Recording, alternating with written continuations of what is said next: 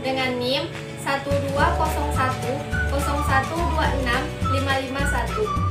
Mata kuliah Bahasa Indonesia dengan dosen pembimbing Bapak Ripi Hamdani MPD. Baiklah, di sini saya akan menjelaskan bagaimana cara menuliskan kalimat efektif dengan baik dan benar. Yang pertama, saya akan menjelaskan apa itu kalimat efektif. Kalimat efektif adalah kalimat yang memiliki kemampuan untuk menimbulkan kembali gagasan-gagasan pada pikiran pembaca atau pendengar, seperti yang ada pada pikiran penulis atau pembicara. Sebuah tulisan dapat dikatakan efektif apabila berhasil menyampaikan pesan, gagasan, perasaan, maupun pemberitahuan sesuai dengan maksud si pembaca atau penulis. Adapun ciri-ciri kalimat efektif yaitu 1. Memiliki unsur pokok, minimal tersusun atas subjek dan predikat. 2. Menggunakan diksi yang tepat.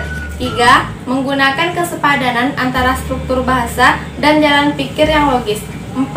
Menggunakan tata aturan yang berlaku. 5. Memperlihatkan penggunaan kata, yaitu penghematan penggunaan kata. 6. Menggunakan variasi struktur kalimat. 7. Menggunakan kesejajaran bentuk bahasa. 2. Syarat-syarat kalimat efektif yaitu 1. Kesatuan gagasan. Kesatuan gagasan yang dimaksud adalah setiap kalimat, baik itu kalimat tunggal atau kalimat majemuk, harus mengandung satu ide pokok atau satu ide utama saja. 2. Kekoherenan. Kepaduan dalam kalimat adalah hubungan timbal balik yang benar di antara unsur pembentuk kalimat, yaitu antara subjek, predikat, objek, pelengkap, dan keterangan. Kelima unsur tersebut harus memiliki hubungan yang harmonis dalam sebuah kesatuan kalimat. Kekoherenan adalah bentuk dari hubungan harmonis unsur menyusun kalimat tersebut. 3. Kesejajaran. Kesejajaran adalah terdapatnya unsur-unsur yang sama derajatnya, sama jenis katanya, pola atau susunan kata, dan perasa yang dipakai dalam sebuah kalimat. 4. Ketepatan pilihan kata atau diksi. Diksi adalah pilihan kata yang tepat dan selaras dengan penggunaannya dalam menyampaikan sebuah gagasan yang meliputi gaya bahasa, ungkapan, pilihan kata, sehingga didapatkan informasi yang sesuai dengan yang kita inginkan. Dan kesesuaian dan keselarasan sangat berpengaruh pada keefektifan kalimat. 5. Kehematan. Kehematan dalam kalimat efektif mengandung arti tidak memakai kata-kata mubazir atau tidak menjamakkan kata yang sebenarnya sudah menunjukkan makna jamak. 6. Kelogisan. Kelogisan dapat diartikan sebagai masuk akal. Kalimat logis adalah kalimat yang dapat diterima sesuai dengan penalaran. 7. Kecermatan pemikiran. Kecermatan penulisan kalimat efektif didukung dengan pemakaian EYD. Kesalahan ejaan berpengaruh terhadap kalimat efektif. Tidak hanya memperkecil kualitas kalimat, melainkan juga menyebabkan kesalahan kalimat. 3. Pola dasar kalimat bahasa Indonesia. Kalimat dasar ialah kalimat yang berisi informasi pokok dalam struktur inti, belum mengalami perubahan. Perubahan itu dapat berupa penambahan unsur seperti penambahan keterangan kalimat, ataupun keterangan subjek, predikat, objek, ataupun pelengkap. Kalimat dasar dapat dibedakan ke dalam 8 tipe sebagai berikut. 1. Kalimat dasar berpola SP. Kalimat dasar tipe ini memiliki unsur subjek dan predikat. Predikat kalimat untuk tipe ini dapat berupa kata kerja, kata benda, kata sifat, atau kata bilangan. 2. Kalimat dasar berpola SPO. Kalimat dasar tipe ini memiliki unsur subjek, predikat, dan objek. Subjek berupa nomina atau prasa nominal, predikat berupa verba transitif, dan objek berupa nomina atau prasa nominal. 3. Kalimat dasar berpola SPPL. Kalimat dasar tipe ini memiliki unsur subjek, predikat, dan pelengkap. Subjek berupa nomina atau prasa nominal, predikat berupa verba intransitif atau kata sifat, dan pelengkap berupa nomina atau adjektif. 4. Kalimat dasar berpola SPOP. Subjek berupa nomina atau prasa nominal, predikat berupa verba intransitif, objek berupa nomina atau prasa nominal, dan pelengkap berupa nomina atau frasa nominal. 5. Kalimat dasar berpola SPK. Kalimat dasar tipe ini memiliki unsur subjek, predikat, dan harus memiliki unsur keterangan karena diperlukan oleh predikat. Subjek berupa nomina atau frasa nominal, predikat berupa verba intransitif, dan keterangan berupa frasa berpreposisi. 6. Kalimat dasar berpola SPOK. Kalimat dasar berpola SPK ini memiliki subjek berupa nomina atau frasa nomina, predikat berupa frasa intransitif, objek berupa nomina atau frasa nominal, dan keterangan berupa frasa berpreposisi. 7. Kalimat dasar berpola SPPLK. Subjek berupa nomina atau frasa nominal, predikat berupa verba intransitif atau kata sifat, pelengkap berupa nomina atau adjektif, dan keterangan berupa frasa berpreposisi.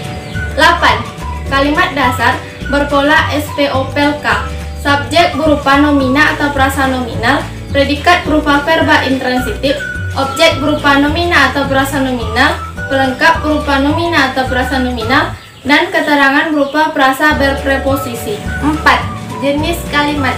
Berdasarkan pengucapannya, kalimat dibedakan menjadi dua, yaitu 1. Kalimat langsung. Kalimat langsung adalah kalimat yang secara cermat menirukan ucapan orang lain. Kalimat ini biasanya ditandai dengan tanda petik 2 dan dapat berupa kalimat tanya atau kalimat perintah. 2. Kalimat tak langsung. Kalimat tak langsung adalah kalimat yang menceritakan kembali ucapan atau perkataan orang lain. Kalimat tak langsung tidak ditandai lagi dengan tanda petik 2 dan sudah dirubah menjadi kalimat berita.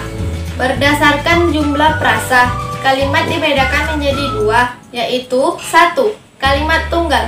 Kalimat tunggal adalah kalimat yang memiliki satu pola yang terdiri dari satu subjek dan satu predikat. 2. Kalimat majemuk.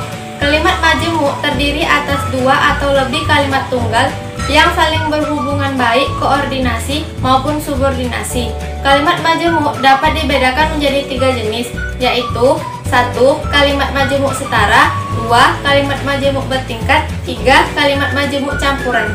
Berdasarkan isi atau fungsinya, kalimat dapat dibedakan menjadi 4 jenis, yaitu 1. Kalimat perintah. Kalimat perintah adalah kalimat yang bertujuan memberikan perintah kepada orang lain untuk melakukan sesuatu. Kalimat perintah yaitu ada kalimat perintah biasa ditandai dengan partikel lah, kalimat larangan ditandai dengan penggunaan kata jangan, kalimat ajakan ditandai dengan kata mohon, tolong, dan silakan. 2. Kalimat berita. Kalimat berita adalah kalimat yang isinya memberitahukan sesuatu. Kalimat berita yaitu ada kalimat berita kepastian, kalimat berita pengingkaran, kalimat berita kesangsian, kalimat berita bentuk lainnya. 3. Kalimat tanya. Kalimat tanya adalah kalimat yang bertujuan untuk memperoleh suatu informasi atau jawaban yang diharapkan. 4. Kalimat seruan. Kalimat seruan adalah kalimat yang digunakan untuk mengungkapkan frasa yang kuat atau yang mendadak. Kalimat seruan biasanya ditandai dengan intonasi yang tinggi dalam pelafalannya dan menggunakan tanda seru atau tanda titik dalam penulisannya. Berdasarkan unsur kalimat, kalimat dibedakan menjadi dua, yaitu 1. Kalimat lengkap. Kalimat lengkap adalah kalimat yang sekurang-kurangnya terdiri atas satu subjek dan satu buah predikat. Kalimat majas termasuk ke dalam kalimat lengkap. 2. Kalimat tidak lengkap. Kalimat tidak lengkap adalah kalimat yang tidak sempurna karena hanya memiliki satu subjek saja atau satu predikat saja atau satu objek saja. Berdasarkan susunan SP, kalimat dibedakan menjadi dua, yaitu 1. Kalimat inversi. Kalimat inversi adalah kalimat yang predikatnya mendahului subjeknya. Kalimat ini biasanya dipakai untuk penekanan atau ketegasan makna. 2. Kalimat versi. Kalimat versi adalah kalimat yang susunan dari unsur-unsur kalimatnya sesuai dengan pola kalimat dasar bahasa Indonesia atau SPOK. Berdasarkan bentuk gaya penyajiannya, kalimat dibedakan menjadi 3, yaitu 1. Kalimat yang melepas. Kalimat yang melepas lepas terbentuk jika kalimat tersebut disusun dengan diawali oleh unsur utama atau induk kalimat dan diikuti oleh unsur tambahan atau anak kalimat. Unsur anak kalimat ini seakan-akan dilepas saja oleh penulisnya. Jika unsur anak kalimat tidak diucapkan, kalimat itu sudah bermakna lengkap. 2. Kalimat yang klimaks. Kalimat klimaks terbentuk jika kalimat tersebut disusun dengan diawali oleh anak kalimat dan diikuti oleh induk kalimat. Kalimat belum dapat dipahami jika hanya membaca anak kalimatnya. Sebelum kalimat itu selesai, terasa masih ada sesuatu yang ditunggu, yaitu induk kalimat. Oleh karena itu, penyajian kalimat ini terasa berklimaks dengan terasa membentuk ketegangan. 3. Kalimat yang berimbang. Kalimat yang berimbang disusun dalam bentuk kalimat majemuk setara dan kalimat majemuk campuran. Struktur kalimat ini memperlihatkan kesejajaran yang sejalan dan dituangkan ke dalam bangun kalimat yang simetri. Berdasarkan subjeknya, kalimat dibedakan menjadi dua, yaitu 1. Kalimat aktif. Kalimat aktif adalah kalimat yang subjeknya melakukan suatu pekerjaan atau tindakan. Kalimat ini biasanya memiliki predikat berupa kata kerja yang berawalan me dan ber. 2. Kalimat pasif. Kalimat pasif adalah kalimat yang subjeknya dikenai pekerjaan atau tindakan. Kalimat ini biasanya memiliki predikat berupa kata kerja berawalan di dan ter. Sekian penjelasan dari saya. Apabila ada kekurangan, saya mohon maaf. Wabillahi taufiq wal hidayah. Wassalamualaikum warahmatullahi wabarakatuh.